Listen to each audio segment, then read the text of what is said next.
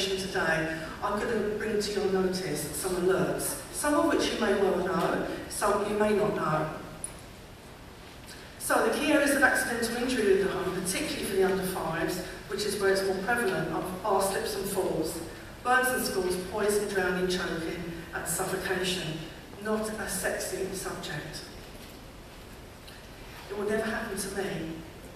We don't read in the newspapers very often about severe injuries where children have died or been very seriously injured, because it doesn't make great news. We may not hear about a child, for example, that falls from a bedroom window in a semi.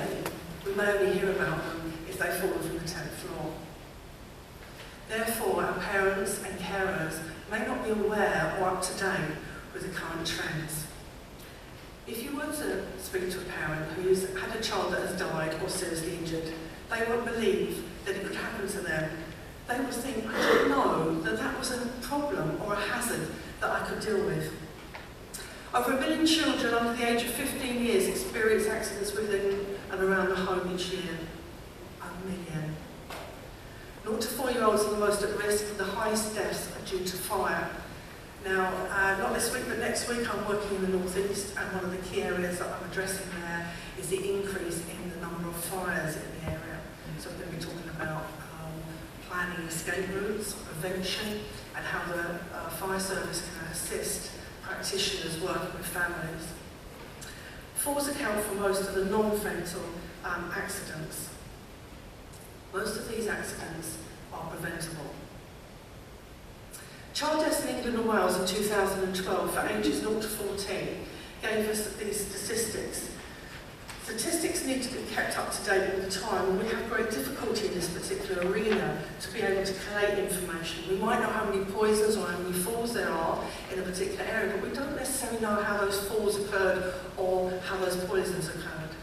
But if we just look at this as a basic outline, that there were 139 deaths due to accidents in that year, England and Wales. That's 139 deaths. 77 of those were aged under 5. The major causes of accidents, death to children under 5 are suffocation, choking, strangulation, transport accidents, drowning, smoke and flames. For every death, there were 520 admissions where children stayed in hospital, and there were 6,000 attendances. If we were to look at our local accident emergency hospitals where we live, where we work right now, this very moment, we will find children under 5 in there as a result of an accident that's occurred within the home or close to the home. If you want to collate or collect any local data, you can go to the Office of National Statistics.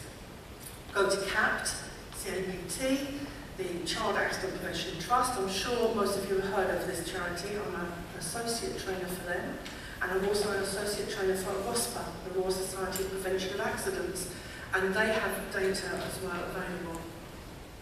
But hospital admissions for children 0 to 5 following accidents, 2008 to 13, they're very broad. I can't tell you how these children fell and you know what they actually ingested to become poisoned. But to give you a rough idea of the numbers, here they are. 93,000 for falls, strikes against static objects, we don't know what those objects are, 40,500, burns and scalds, struck by moving objects, choking, strangulation 2,000, exposure to fire and flame 700, and accidental drowning. These are admissions, not deaths, 500. So how many of these injuries go unreported? We're going to talk about that with some of my experiences. There's strong links between accidents and inequality. We know that the poorest families are 13 times more likely to die from accidental injuries than those families from parents who have got higher managerial and professional occupations. These children are 3 times more likely to be admitted to hospital with serious injuries. What's the real cost? It's distress and pain, follow-up treatments. If any of you have ever had a child that has regular hospital appointments, you know how disruptive that can be, both for the family as a whole and for your work life as well. Physical disability, the emotional effects could could this accident now be a problem, a psychological problem in years to come as well?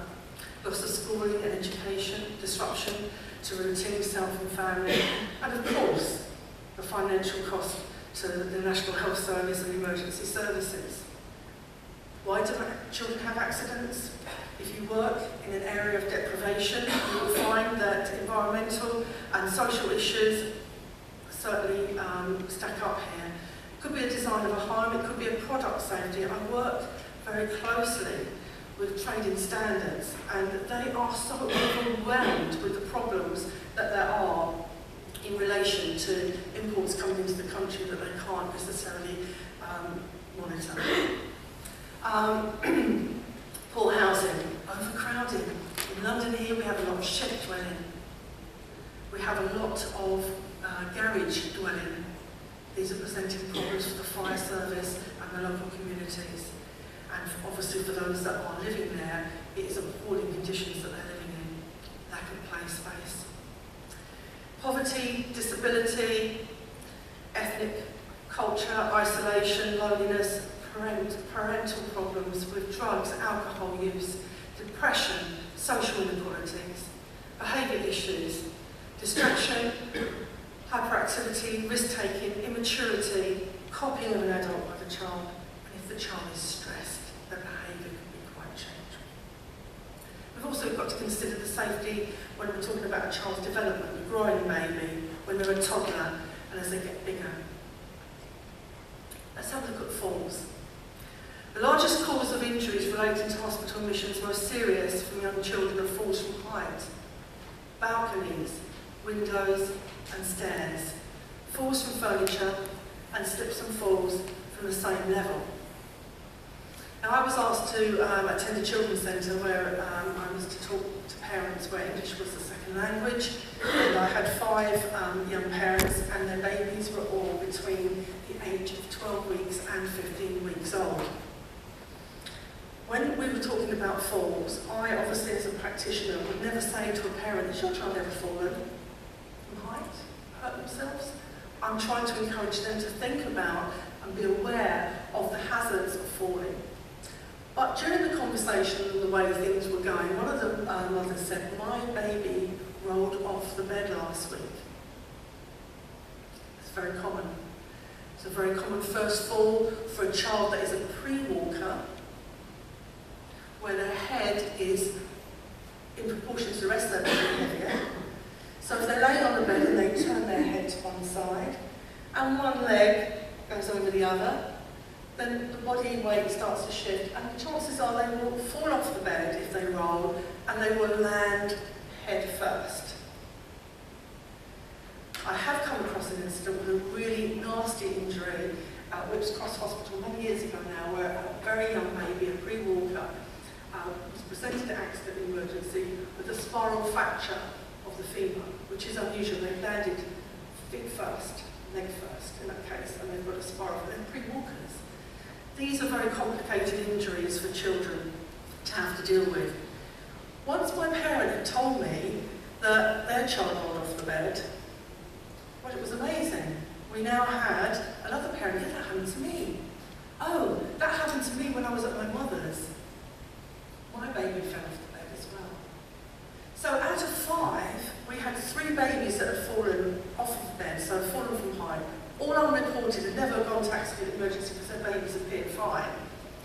But what we have to consider now with these injuries is, have we got more injuries as a result of more babies falling, or have we got these injuries because our flooring has changed? We've got hard wood laminate floorings now, which may impact on the injuries that we know of.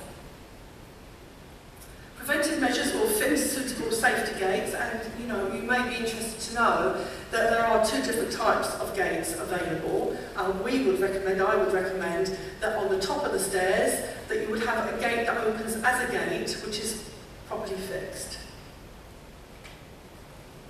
You won't therefore have the pressure bar at the bottom, which gives that lip and that additional height that you would have to step over, which would become in itself a trip hazard. We would always recommend that the gate opens onto the landing and not over the stairs. If you think about it, if the gate wasn't locked properly and the child fell against it, if the gate opened over the stairs, they would fall down the stairs. Also, you have to consider whether there should ever be a stair gate at the top of the stairs anyway. Is that the right place for it? When that parent walks through the gate carrying that child, they open onto the landing, they walk through, and then they may have, turning the stairs, wedge-shaped steps. They're going to be on that tiniest wedge shape when they have to now turn and close the gate behind them. Is that a great idea? These are the sort of things that one has to consider.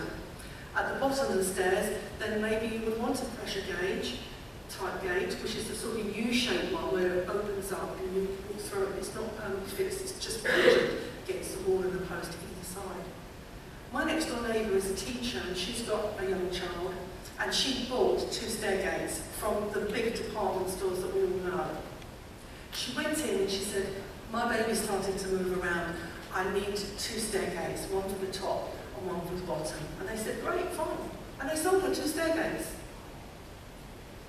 They sold her both pressure gauge ones, and when she fitted them, she put them across the centre of the step. So as you come down, you've got the pressure bar on the centre of the step. So actually, as you come through the gate and you step forward, you've got to actually step on the bar on the stair. That's not fitted correctly. So what you tend to do in that instance is you miss that step out completely. And you open the gate and you miss that step and you go down the next one. And then you can come around and close it behind you. If we're going to recommend that we have stair gates, then we need to consider whether or not those stair gates are going to allow for more possibility of accidents. So, you know, good advice is always required. Keep stairs well lit, tidy floor and stairs from toys and clutter, and fit child-resistant window restrictors. We need to get out those windows as adults in the case of a fire, so we need to be careful on what type of restrictor we put on windows or locks. Use non-slip mats, mop up spills, use safety harnesses in prams and high chairs, change baby at low level, keep carpets and rugs in good